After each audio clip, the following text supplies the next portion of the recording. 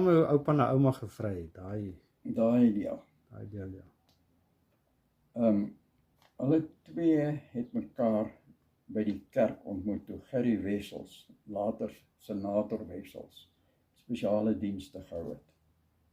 En op daai stadium het oupa 'n ou weewenaar wat aan ouma belang gestel het in die oog gehad. Hy het gedink dis die regte man, groot plaas om te erf. Maar die verliefraak van ouma en oupa was baie groot.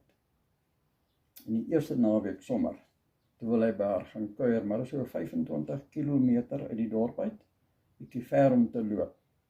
Toe huur hy 'n fiets by 'n pel van hom, en hy ry soontoe. Maar nou enige een wat weet, as jy nie baie fiets ry nie, is jou agtersteewe dan maar lekker seer. En toe hy nou by die plaas aankom, toe moes hy eers langs die huis verby na die Longdrop toe, want sy boude was baie seer gesit.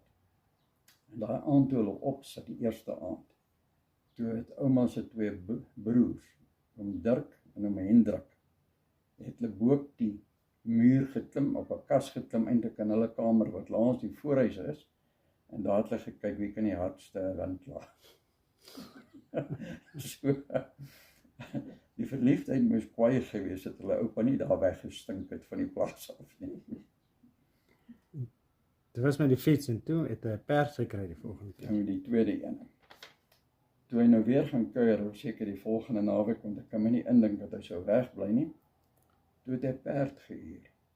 Maar 'n perd is eintlik nog harder op ou se agtersteewe, veral as jy nie regtig 'n perd ry nie.